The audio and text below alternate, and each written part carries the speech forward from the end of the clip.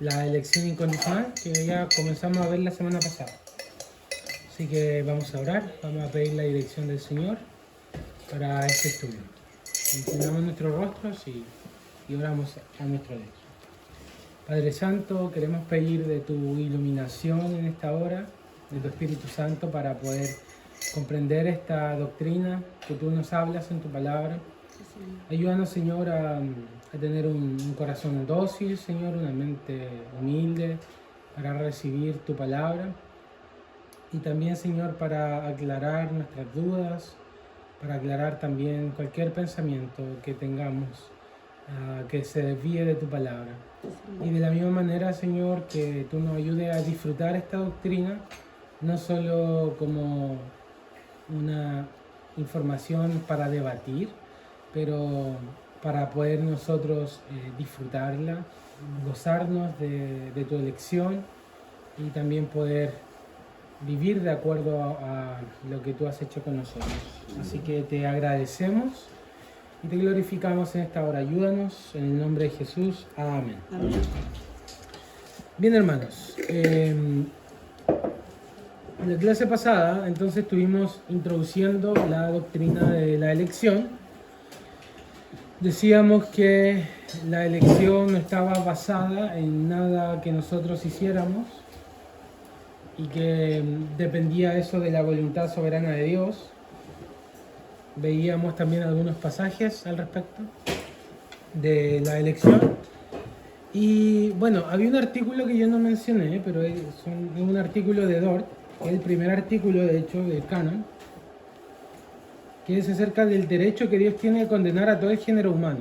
Ese es ese artículo. Y dice: puesto que en Adán todos los seres humanos pecaron y han quedado bajo el veredicto de maldición y muerte eterna, Dios no habría sido injusto con nadie si su voluntad hubiese sido dejar a toda la raza humana en pecado y bajo maldición y condenarla a causa de su pecado.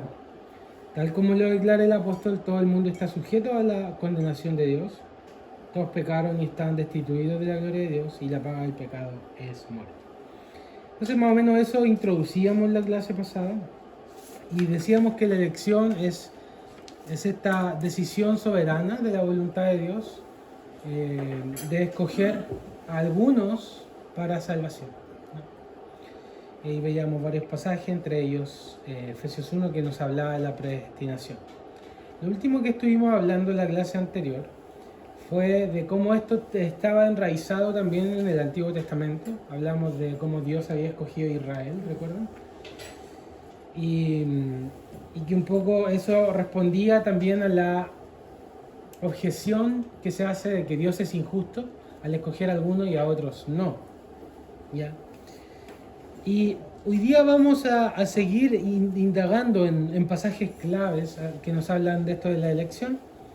Y también vamos a estar revisando cuál es la interpretación arminiana de esto. Recuerden que todo esto nace de la controversia en el siglo XVII entre los discípulos de Arminio y luego las iglesias reformadas que formularon los cánones de Dort, ¿ya? Así que vamos a ir a un pasaje muy, muy importante, y es Romanos capítulo 9. ¿Ya? Vamos a Romanos 9. Este es el pasaje que a muchos no les gusta leer, ¿cierto? Que muchos ignoran. Ojalá no estuviera Romanos 9. Pero bueno, ahí está. Hay que hacerse cargo, ¿no? En Romanos capítulo 9, justamente el apóstol Pablo aquí nos habla de la elección de Dios, la elección de Dios a Israel. Y nos habla de esto que nosotros estamos hablando, de que Dios elige de manera incondicional. Y fíjense ustedes ahí,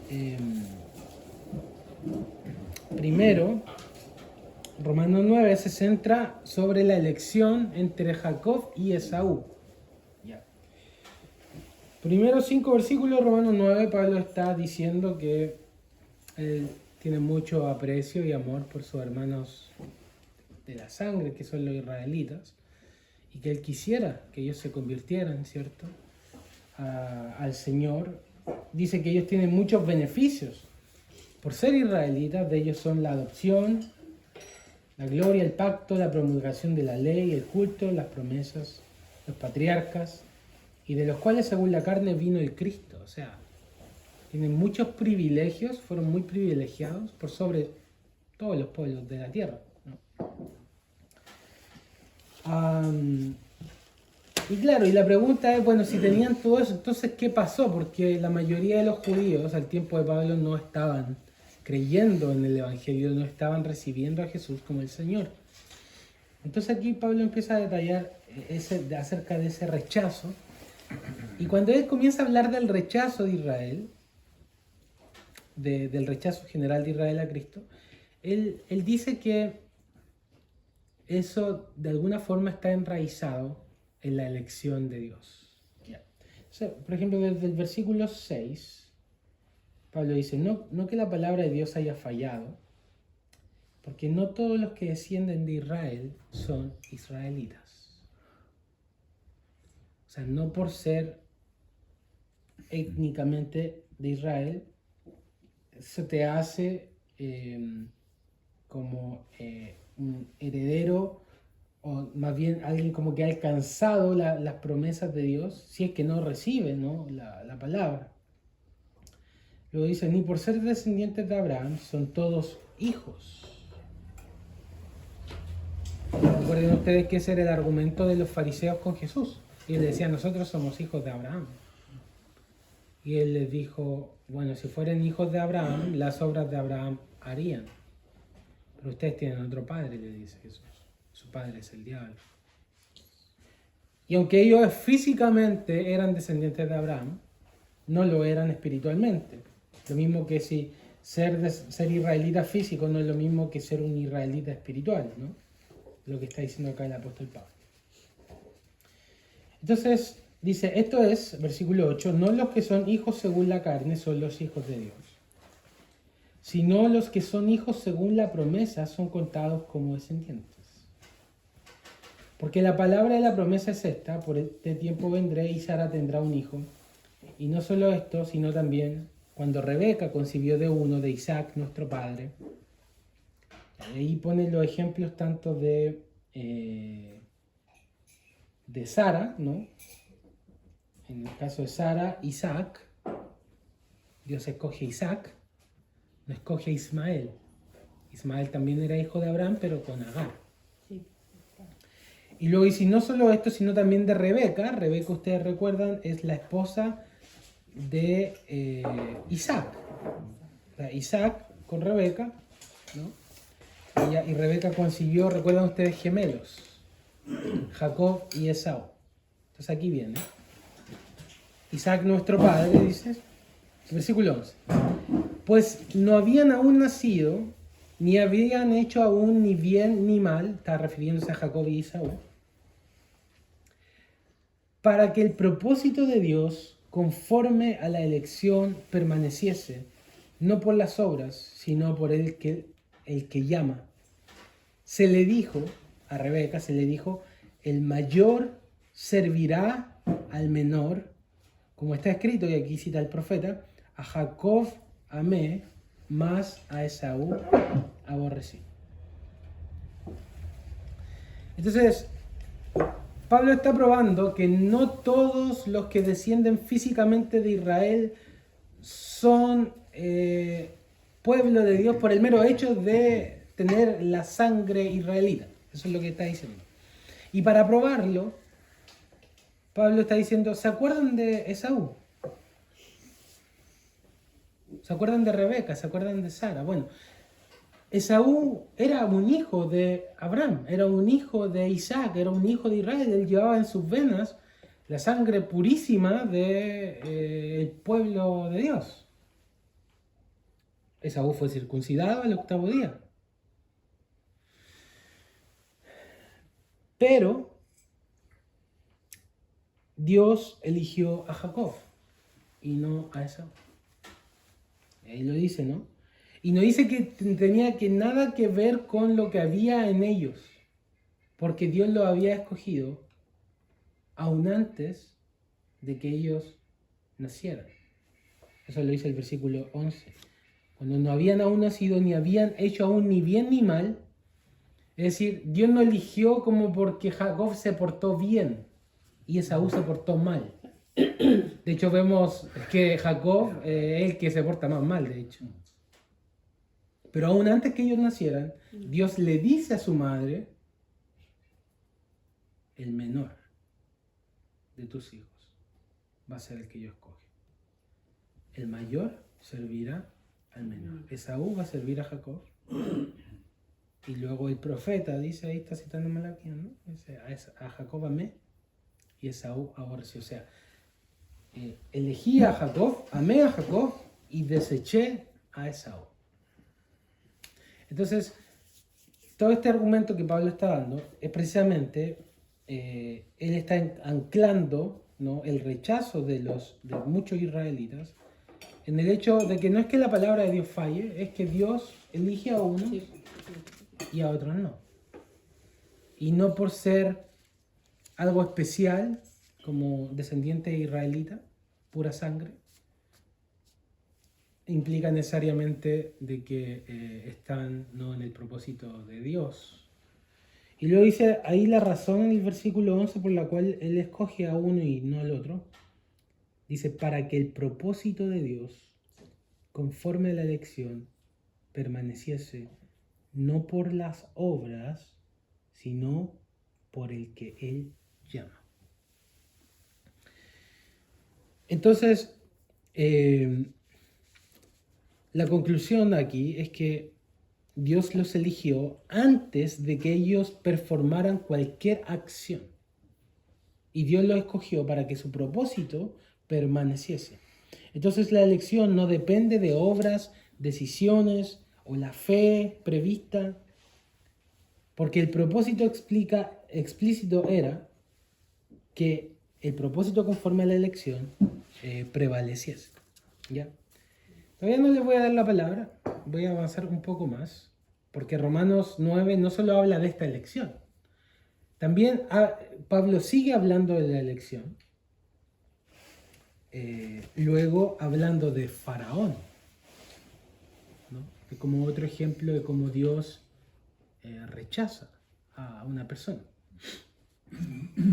Sigamos ahí la lectura, versículo 14. ¿Qué pues diremos? ¿Que hay injusticia en Dios? No, se levanta esa... No es nuevo, o sea, Pablo lo escribió. Porque viene solamente, pero ¿por qué elige a uno antes de nacer y no al otro? Si no habían hecho ni bien ni mal, entonces Dios es injusto. Porque está condenando a alguien que no ha nacido. Pero Dios, Pablo responde acá, ¿hay injusticia en Dios? En ninguna manera. Pues Moisés dice, tendré misericordia del que yo tenga misericordia y me compadeceré del que yo me compadezca. O sea, finalmente, como hablábamos en la primera clase, depende absolutamente de la misericordia de Dios. Y como recién yo citaba el primer canon de Dort, Dios hubiera sido justo en condenar a toda la raza humana por su pecado. Pero Él ha decidido tomar a algunos, no a todos, a algunos. Esos son sus escogidos. Tendré misericordia del que yo tenga misericordia. ¿Y qué le va a decir a Dios? ¿Por qué haces así? Si Él es Dios. Es lo que dice Jesús en una parábola. No me es lícito hacer lo que quiero con lo que es mío. Así que seguimos la lectura, versículo 16. Así que no depende del que quiere ni del que corre, sino de Dios que tiene misericordia. Fíjense que aquí el apóstol Pablo está centrando toda la causa última en la misericordia de Dios. Y no en nosotros. No del que quiere ni del que corre, sino del que Dios tiene misericordia. Y luego aquí viene el caso de Faraón, que ya le adelantaba. La Escritura dice a Faraón, para esto mismo te he levantado, para mostrar en ti mi poder y para que mi nombre sea anunciado por toda la tierra. De manera que de quien quiere tiene misericordia y al que quiere endurecer, endurece. Entonces, Dios mostró una relación especial con Moisés, por ejemplo, con Israel, como veíamos en Deuteronomio 7. Pueblo especial, escogido, te llamé, te amé, amé a tus padres, te escogí, le decía en Deuteronomio 7. Mientras que a Faraón lo endurece, dice la Escritura, que Faraón fue endurecido por Dios. Entonces, Dios es el estándar de justicia y no existe un estándar por encima de Dios para juzgarlo. Entonces, fíjense cómo estas escrituras que hemos ido analizando en su contexto explican claramente de que es Dios quien elige en base a su misericordia, en base a su voluntad y a su propósito, y no en base a ninguna obra en nosotros o en los seres humanos. Es conforme a la elección. Tendré misericordia del que tenga misericordia, y el que quiera endurecer, endurece. ¿Y qué le vamos a decir a Dios? ¿No es justo? Ahora, tenemos que entender también cómo Dios endurece. ¿No? Lo hemos explicado en otras ocasiones. La forma en cómo Dios endurece a los pecadores es simplemente dejándolos a su propio corazón. No es que Dios cree pecado en el pecador. Dios simplemente no interviene, no llama, no opera. Entonces, ¿qué hace el corazón rebelde, caído del ser humano? Sigue el curso de su propia intención. Entonces, finalmente el pecador se pierde porque quiere perderse. Elige el pecado no porque Dios le pone una pistola en la cabeza y le dice, bueno, tú eres réprobo, entonces coge el pecado. Y así como, bueno, soy réprobo, entonces no tengo otra opción. El pecador desea pecar, lo anhela, lo quiere. Aunque se le presente la luz, elige las tinieblas. Y esa es su condenación. Y sería así con nosotros también si Dios no interviniera. Pero Dios ha decidido intervenir en algunos. Tendré misericordia del que tenga misericordia. Y ahí estamos nosotros. Entonces, Charles Spurgeon decía algo muy interesante. Él decía, no me cuesta tanto entender por qué Dios endurece a un pecador o por qué Dios condena a un pecador. Eso para mí no es difícil de entender.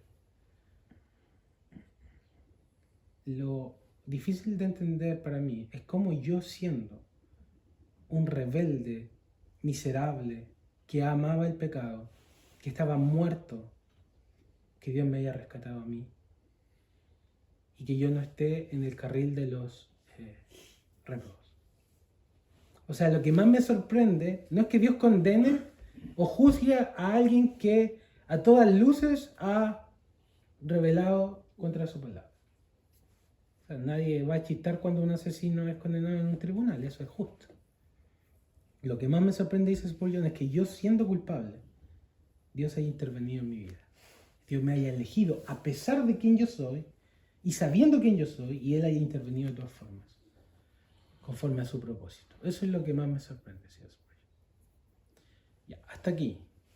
¿Algún comentario o pregunta de esto? Yo escuchaba a alguien que me decía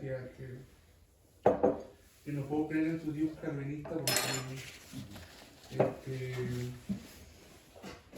no puedo creer y pensar en un Dios que reprueba y condena a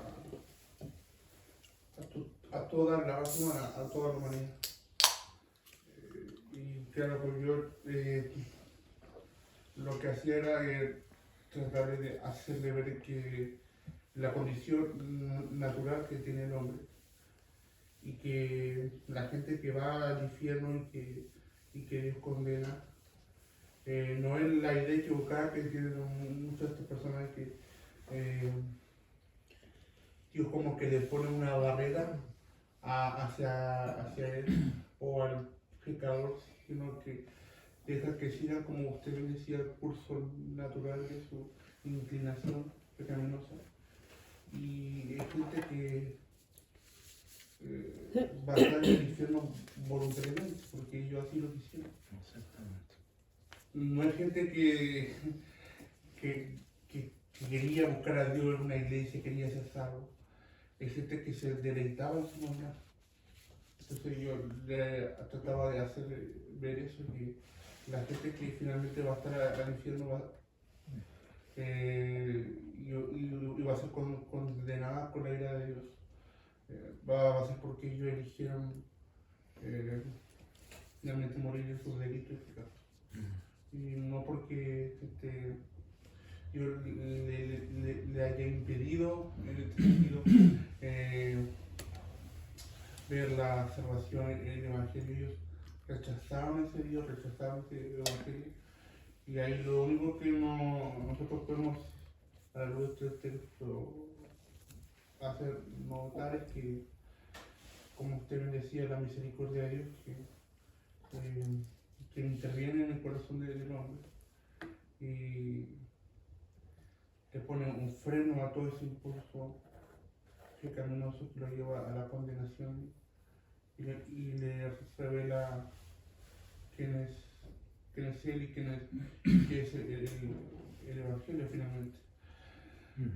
Pero siempre está esa objeción de que el Dios calvinista es un Dios injusto, un Dios así perverso que ama a alguno y expulsa al otro así porque quiere.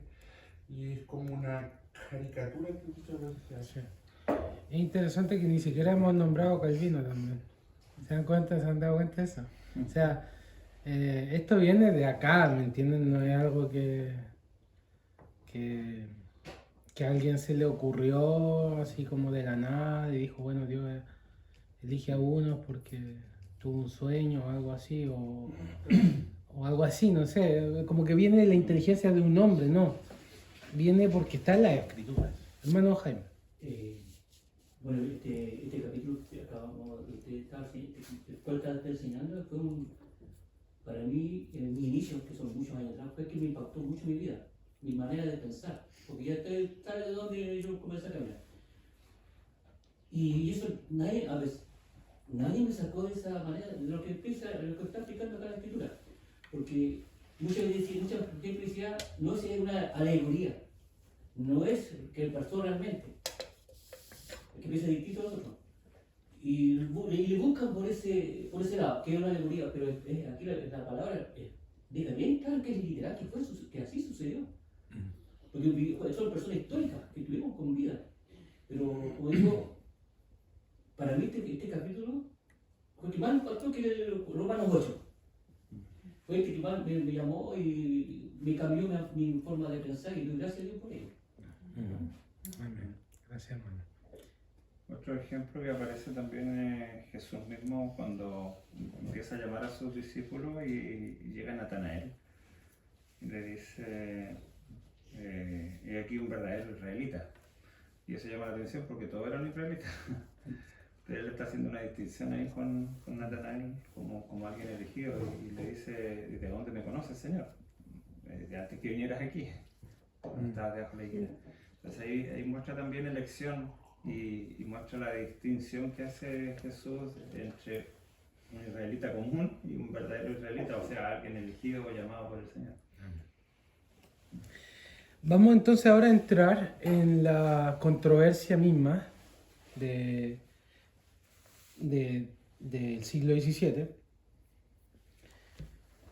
Y claro, la pregunta es cómo, si las escrituras, como recién decía el hermano Jaime, y hemos estado revisando desde la clase pasada varios pasajes, son tan explícitas en este sentido, ¿cómo alguien podría creer otra cosa? ¿O cómo alguien podría, digamos, como muñequear estos pasajes?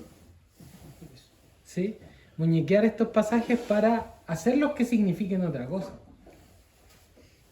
¿O cómo podría escaparse, digamos, de estas conclusiones a las cuales hemos llegado?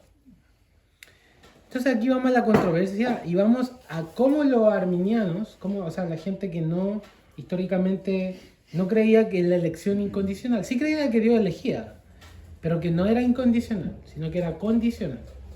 Entonces vamos a ver cómo ellos hacen como este este cantinfleo, por así decirlo, bueno, una palabra ya media peyorativa, pero es, digamos, ellos intentan como encontrar como la quinta pata al gato para que no esté la decisión finalmente en Dios, sino que eso sea finalmente algo que penda de nosotros y no de Dios. Entonces, ¿cómo es la explicación arminiana? Así va la explicación arminiana. Ellos efectivamente enseñan de que Dios elige antes de la fundación del mundo. Eso no hay cómo negarlo. Pero la forma en cómo Él elige ahí es donde ellos hacen la diferencia. Es decir, ellos creen en la elección, solo que no creen que sea incondicional. Nosotros creemos en la elección incondicional, ellos no creen que sea incondicional. Entonces, ¿cómo ellos muñequean esto? Ellos dicen que Dios, antes de la fundación del mundo, cuando estaba Él eligiendo, Él miró en el futuro, como en una bolita de cristal, por así decirlo. Él miró en el futuro y vio quién creería en Él de su propia voluntad y quién no. Entonces que de acuerdo a quién lo eligió a Él primero, en el tiempo, Él lo vio en el futuro, Él, luego antes de la fundación del mundo, ratificó esa decisión que nosotros tomamos en el tiempo y dijo, ya, este me va a elegir, entonces yo lo elijo a Él. Entonces lo elige. ¿Por qué se ríen? Pues si eso es lo que creen. Entonces, esto se llama elección condicional, porque la elección depende de una condición cumplida por el hombre. Aquí hay una declaración bautista arminiana, no todos los bautistas son arminianos por si acaso, pero esta es una declaración de una denominación bautista arminiana, dice, por medio de la fe nos convertimos en elegidos. O sea, primero en la fe y luego en la elección. Ahora, ¿de dónde viene toda esta base de los arminianos? Del punto anterior que nosotros vimos, que es la depravación total. Porque ellos no creen que el hombre esté depravado totalmente. Ellos creen que todavía hay una luz en nosotros, todavía hay algo bueno en nosotros, de manera que no estamos totalmente corrompidos. Entonces aún tenemos funcionando nuestro libre albedrío.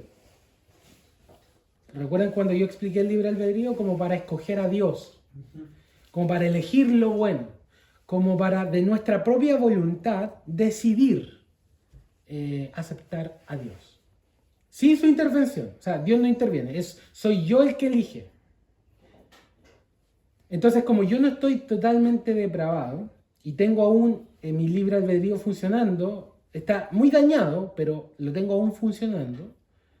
No estoy muerto en pecado, estoy como enfermo en pecado, pero no muerto. Entonces lo que necesito es que alguien me ayude. Entonces, ¿cómo me ayuda Dios? Cuando Dios me presenta el Evangelio. Esa es su ayuda. Entonces, ¿qué es lo que tiene que hacer el hombre? Agarrar el Evangelio, de su propia voluntad, de su propio libre albedrío. Entonces, ellos dicen, ¿por qué alguien cree y alguien no? Ellos dicen simplemente porque alguien decidió creer y el otro no decidió creer. Entonces, ¿dónde finalmente ellos posan la causa final de la salvación? En una decisión personal de nuestro libre albedrío. Nosotros somos los que decidimos.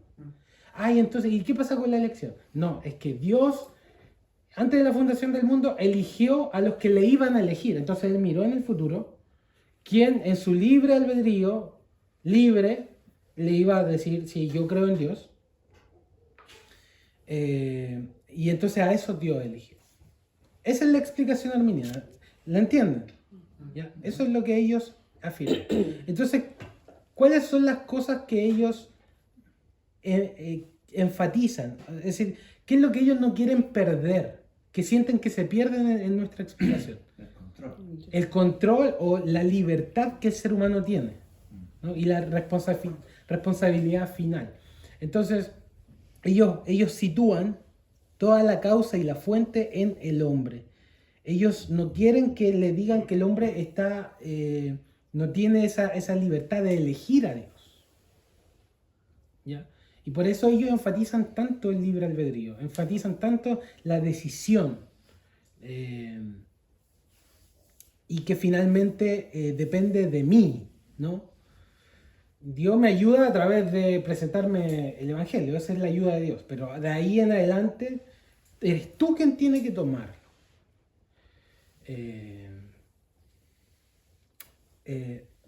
Y así es como ellos ven al hombre y también como ven la elección.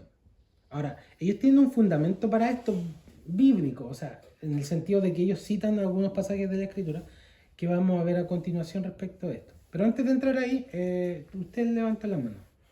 Sí, que en este mismo sentido que está hablando mucho de los arminianos, en su planteamiento acerca de cómo Dios elige, tratan de, bueno, han planteado, como usted lo ha planteado de esa forma, y dicen que eso evita, muchos de ellos, de ver a un Dios así como injusto, arbitrario, como el Dios calvinista que dicen ellos. Entonces eso no hace de Dios una especie de tirano, de que elige a uno y ama a otros. Y claro, como han tenido siempre ese temor de que cuando uno lea este pasaje vea eso, digamos. Eso. Pastor, sí, entre comillas, ¿Sí? también hay que entender que, no estoy seguro, porque todavía no me informo bien, pero Jacobo Arminio se fue en cierto sentido influenciado por Pelagio. Sí, Jacobo Arminio fue un católico convertido. Pero No sé. no fue influenciado por Pelagio porque Pelagio decía que el hombre tiene la libertad de ser salvo, sin ayuda de nadie. Por eso salió el pensamiento semi-pelagiano, en el cual dice que el hombre todavía, como dice usted, quiere algo para ponerse parte para ser salvo. Claro. O sea, yo tengo entendido que más que Arminio fueron sus discípulos. O sea, él planteaba estas cosas como en duda en clase, lo que incitó mucho digamos, a plantear estas posturas. Pero yo, por lo que he podido leer de Arminio, él era profundamente calvinista, por lo menos en los escritos que hay de él. De hecho, él creía en la depravación total, en todos estos puntos que estamos viendo ahora. Pero claro, pues él planteaba en clase y en esta universidad en la que él daba clase de esto. Y tenía discusiones como eran típicas de la época, pero hay un libro de hecho que compila varias citas de Arminio, donde él era bien reformado en su idea. Sí, mira, déjame explicar algo acerca de lo que se mencionó de Pelagio. Porque se mencionó eso, Pelagio y semipelagiano. La diferencia es la siguiente. Pelagio fue un hombre que debatió con Agustín, estamos hablando del siglo IV. Y lo que Pelagio proponía era que todos nacíamos como Adán, o sea, no estábamos enfermos. No estábamos muertos, ni siquiera enfermos, que todos nacíamos como Adán, o sea, con pleno libre albedrío, o sea, plena libertad de escoger a Dios y de escoger lo bueno. Y de hecho, él incluso decía que la gracia no era necesaria, que simplemente, ese es el pelagianismo puro, ¿ya? Que simplemente por tus buenas obras, o sea, tú solamente tenías que decidir seguir a Dios, decidir hacer sus mandamientos. Incluso Pelagio proponía que habían algunos hombres que nunca habían pecado en la historia. Y que los que pecaban eran porque decidían hacerlo simplemente y se perdían. Entonces él decía, bueno, ¿y qué pasa con la cruz de Cristo? Decía, bueno, sí, algunos la necesitan, los que han pecado, pero no todos. Entonces él hacía de la gracia insuficiente y ponía todo el énfasis en nuestra propia voluntad de seguir a Dios. Ese es pensamiento pelagiano puro, ¿ya? Que eso es una... obviamente socava el Evangelio totalmente.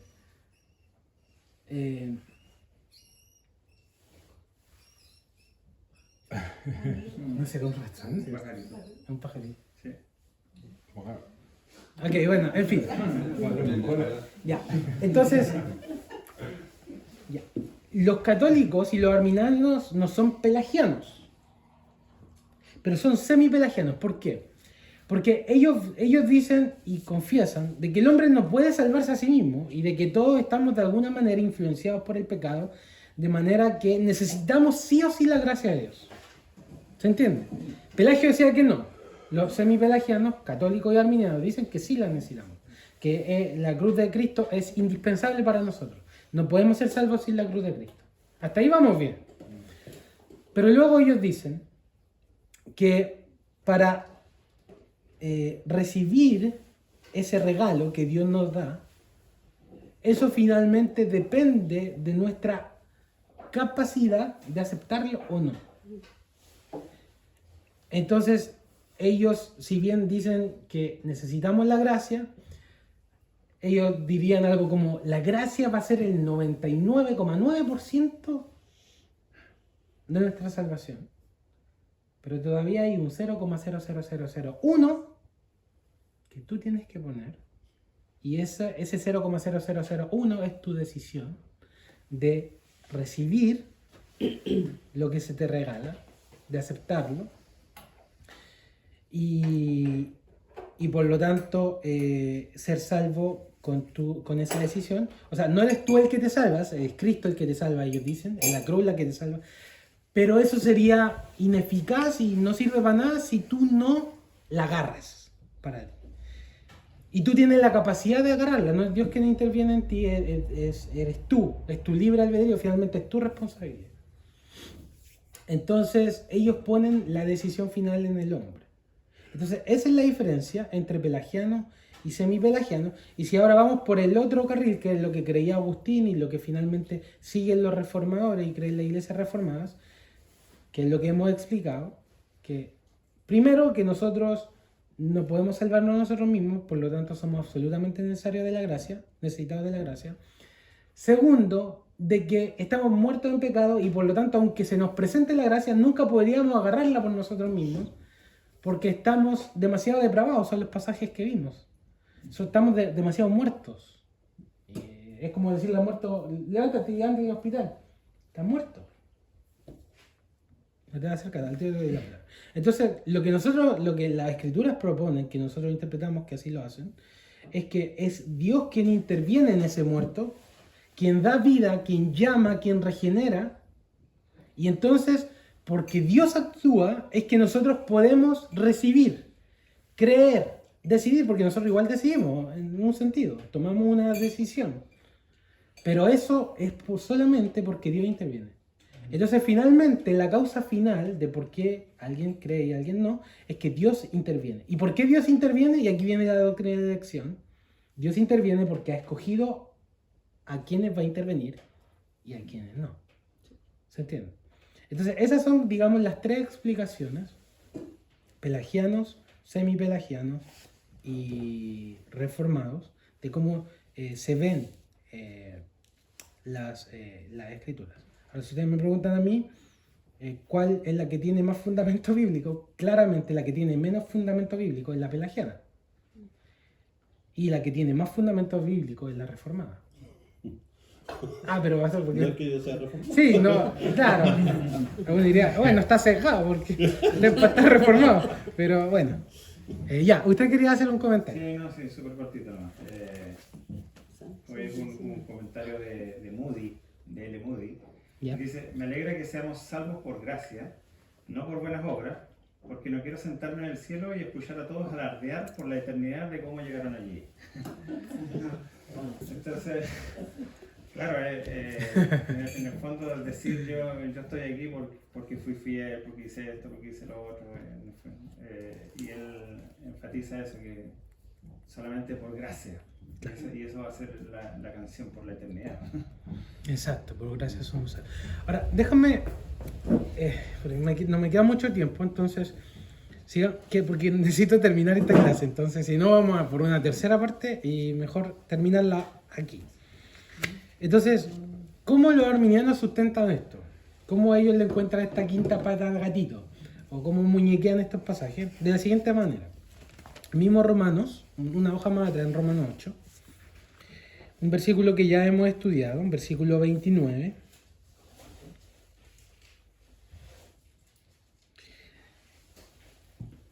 ellos dicen lo siguiente. Bueno, Romanos 8:29 dice que predestina, Dios predestina, ellos eso no niegan eso. Pero dice, antes que Él predestine, dice la Escritura, que antes conoce. Y ahí lo dice, ¿no? Porque a los que antes conoció, también los predestinó. A los que antes conoció. Y luego, si nosotros, ya, tengan eso ahí, no se vayan de ahí, y luego saltemos a 1 de Pedro capítulo 1. Primera de Pedro. Capítulo 1.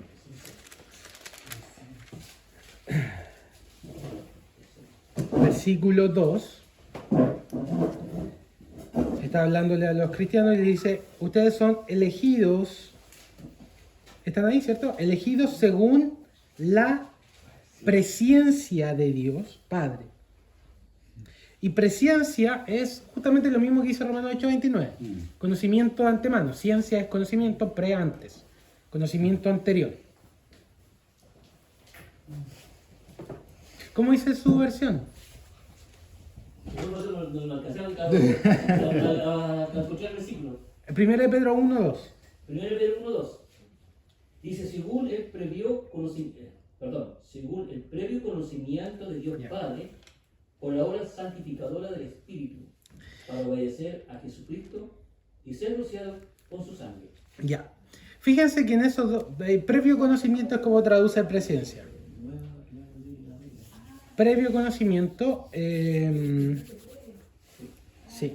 Y Romanos 8:29, a los que antes conoció. Entonces, esa parte, ellos la interpretan como que Dios conoció la fe prevista de los elegidos. Ahora, entre antes conoció y previo conocimiento, a decir que eso significa la fe prevista, hay un salto grande, ¿cierto? Hay un salto muy grande que ellos toman para decir que antes conoció y presciencia significan que Dios estaba viendo la futura fe de sus elegidos por los cuales Él lo eligió. O sea, hay un salto muy grande. Pero ellos toman estos dos pasajes y esas dos palabritas para construir toda su doctrina de la elección. Esos son sus dos argumentos, no hay más. Ahora, dos razones por las cuales esto está errado. La primera ya la dije, que es que hay un salto grande entre cuando dice los que antes conoció, y de ahí saltar a que antes conoció la fe prevista, porque no dice que antes conoció la fe prevista, no dice eso. Dice que antes conoció a sus elegidos. Y dice que los escogió conforme a su presciencia. Pero no dice que la presciencia tenía que ver con la fe de los escogidos. Simplemente dice antes conocimiento. Entonces, primero hay un salto muy grande en esa interpretación. Lo segundo es que dice, lo que dice es que, fíjense, vuelvan a Romanos 8:29.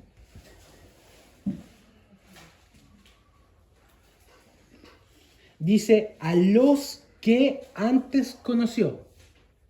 A los que antes conoció. Yo le hago una pregunta. Ese versículo, esas palabritas, ¿está hablando de personas o de acciones? ¿De qué está hablando? ¿Podría yo decir que está hablando de acciones? ¿Por qué? ¿Cuál es la razón de que no está hablando de acciones? El artículo los, perfecto, exacto. Entonces el texto está diciendo que a quién conoció, no las cosas que conoció o lo que ellos hicieron o performaron, sino que está el los está enfocado en la persona. Entonces no está diciendo que Dios previó acciones, sino que Dios conoció de antemano personas. Entonces, ¿cuál es el significado real de antes conoció?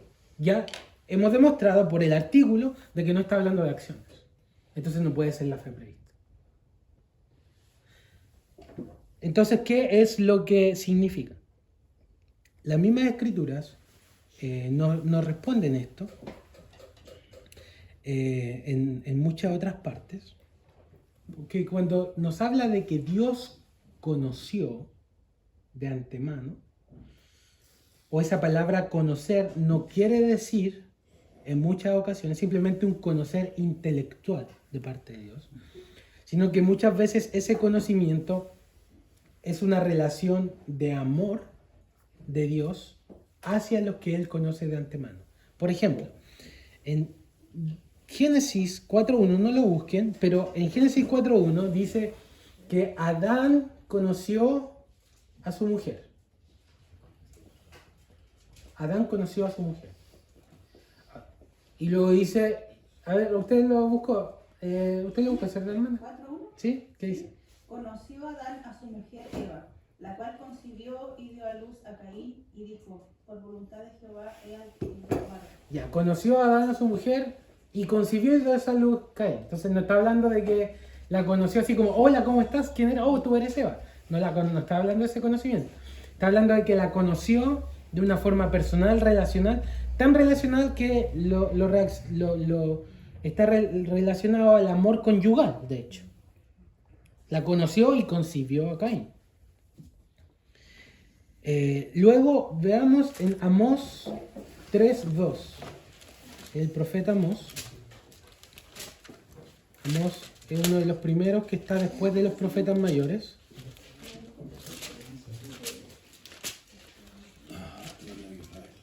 ¿Cierto? Amós 3.2. ¿Lo encontró? A ver, léalo. A vosotros solamente. Léalo. Después lee su versión. Sí. La verdad, por supuesto. Sí, a vosotros solamente conocí a todas las familias de la tierra, por tanto os castigaré por todas vuestras maldades. ¿Y cómo dice arriba? Dice, solo a ustedes he escogido de todas las familias de la tierra. Yo los castigaré por todas sus iniquidades. Ok, solo a vosotros he conocido, dice ese. Y NBLA dice, solo ustedes los he escogido. Ahora, la palabra en el original es conocer. Entonces, las escrituras hablan de que Dios conoce, o de que nosotros, o los seres humanos, conocen a otros seres humanos, en algo más que simplemente conocimiento intelectual. O como que está previendo el futuro en una bolita de cristal.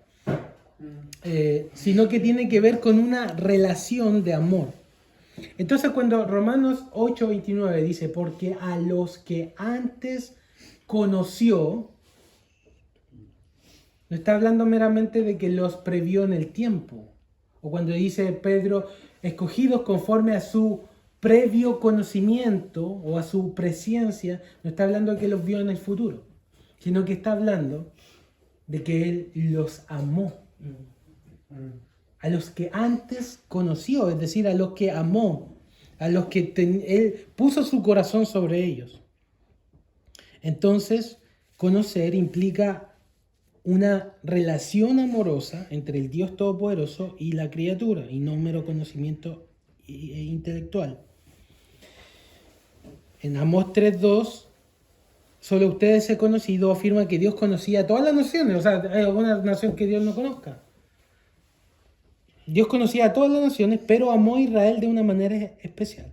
Por lo tanto, la conclusión es que antes conoció, o presciencia, es igual a amor. O sea, Dios conoció de antes es igual a decir Dios amó desde antes. Entonces, a los que antes conoció o a los que antes amó, también predestinó. Y eso es como esa forma del versículo encaja perfectamente con lo que dice Efesios 1, por ejemplo. Escogidos antes de la fundación del mundo, para que fuésemos santos y sin mancha delante de Él. Luego, en amor, habiéndonos predestinado. En amor, habiéndonos predestinado. Según el puro afecto de su voluntad, dice. En amor, habiéndonos predestinado, según el puro afecto de su voluntad. ¿Se dan cuenta que eso encaja perfectamente también con Deuteronomio 7, cuando dice, solo ustedes, cuando dice, ustedes son pueblo santo, un pueblo especial, y cuando le dice no los elegí por ser ustedes la gran cosa, sino ustedes eran el más insignificante, y lo dice por cuanto Jehová os amó. Entonces, la causa final de la elección yace en el amor soberano de Dios y en su voluntad soberana. Entonces, déjenme avanzar un poquito, porque ya estamos en la hora. Dios eligió entonces a ciertos individuos en Cristo antes de la fundación del mundo. La razón de esa elección estuvo únicamente en su voluntad, placer y amor. No había nada en ellos que lo distinguiera de los demás, y aquellos a quienes eligió son regenerados por el Espíritu Santo y entonces creen luego voluntariamente en Cristo. Esto es lo que dice el artículo 9 de los cánones de Dort. La fe, la santidad y otros dones de la salvación, y hasta la vida eterna misma, emanan de la elección como frutos y efectos de ella. Como dice el apóstol en Efesios 1:4, nos escogió no porque éramos buenos, sino para que seamos santos y sin mancha delante de Él en amor. La única diferencia entonces de alguien que es elegido de alguien que no, es que la gracia soberana de Dios es quien actúa. Artículo 6 del canon de Dort dice: el hecho de que a su tiempo algunos reciben de Dios el don de la fe y otros no, procede de su elección eterna, porque Dios conoce todas sus obras desde la eternidad. Y según este decreto, Dios en su gracia ablanda los corazones de los elegidos, sin importar cuán duros sean, y los inclina a creer, pero por su justo juicio abandona a su maldad y a la dureza de su corazón a quienes no han sido elegidos. Fíjense, dice abandona, ese es el endurecimiento. Es en esto especialmente que nos revela la acción de Dios, insondable y misericordiosa como también justa, por la cual distingue entre gente igualmente perdida.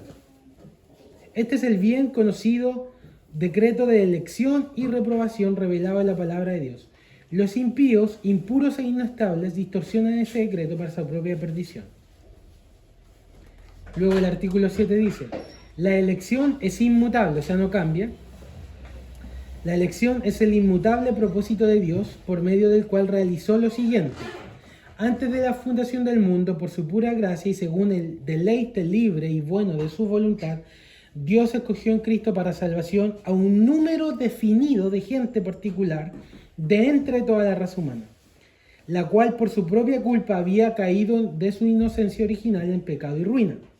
Los que así fueron elegidos no eran ni mejores ni más dignos que los demás, sino que yacían con ellos en una miseria común. Dios hizo esto en Cristo, a quien también designó desde la eternidad para ser el mediador y la cabeza de todos los elegidos y el fundamento de su salvación. De modo que Dios decretó entregarle a Cristo a los elegidos para salvación, llamarlos y atraerlos eficazmente a través de la palabra y el Espíritu.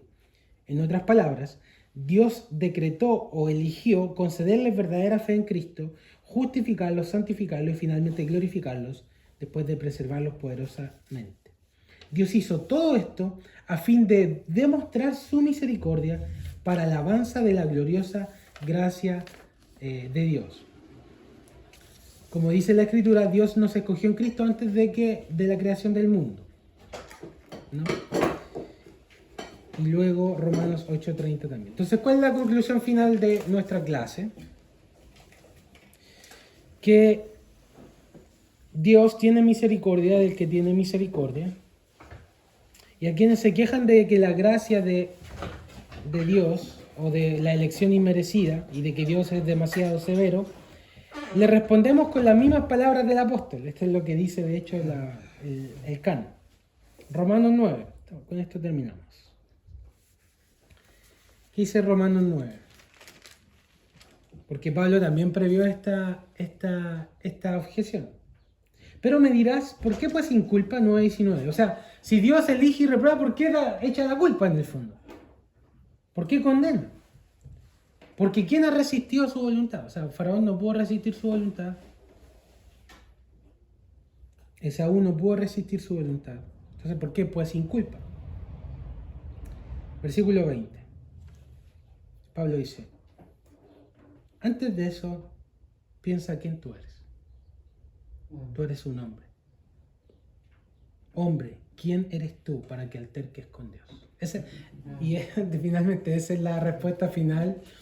Como final. Porque claro, uno podría hablar, "Ay, pero ¿por qué? Si lo elige, no lo elige". Al final Pablo dice, somos hombres, ¿quién eres tú? Dirá el vaso de barro al que lo formó, ¿por qué me has hecho así? Es lo mismo que cuando Dios habla con Job y le dice, ¿dónde estabas tú? Cuando yo hice... Sí, y dice, ¿no tiene potestad el alfarero sobre el barro para hacer de la misma masa un vaso para honra y otro para deshonra? Pastor, yo creo que... Déjame terminar el versículo. Y Pablo dice, ¿y qué si Dios quisiera mostrar su ira y hacer notorio su poder y soportó con mucha paciencia los vasos de ira preparados para la destrucción? Sí. ¿Y qué si Dios quiso... ¿Y qué? Dice Pablo, ¿y qué? ¿Y qué si Dios, queriendo mostrar su ira y hacer notorio su poder, puso a Faraón para mostrar su poder en él? Y de hecho tuvo paciencia con Faraón. Y para hacer notorias las riquezas de su gloria, y las mostró para con los vasos de misericordia que él preparó de antemano para gloria, a los cuales también ha llamado, esto es a nosotros, no solo los judíos, sino también dentro de los gentiles. Y esa es la respuesta final de Pablo. O sea, si tú finalmente dices, pero no, sigue siendo injusto porque Dios elige, y al final Pablo dice, mira, date un poquito cuenta quién tú eres. Tú eres un hombre. Es lo que decía el hermano Job. ¿Dónde estabas tú cuando yo elegí las personas? Y Dios hace lo que quiere con lo que es suyo. Dios es soberano. Eso es la soberanía. Pero ¿sabes qué? Yo creo que el pensamiento de Jacobo, de don Jacobo, creo yo que calza en el pensamiento, si no me equivoco, Sí. en el pensamiento histórico de la humanidad. O sea, había un pensamiento en esa época que hablaba de que el hombre era como el centro. Antiguamente era Dios. Y el hombre dijo, no, ¿por qué Dios? Si Dios no es tanto así. Y Jacobo a lo mejor salió en esa época, si mal no me cuadra, porque estamos hablando de 1600, y que él dice, no, pues es que el hombre es como re importante acá, po. Y sale con ese pensamiento. Yo creo Sí. que es cosa de época,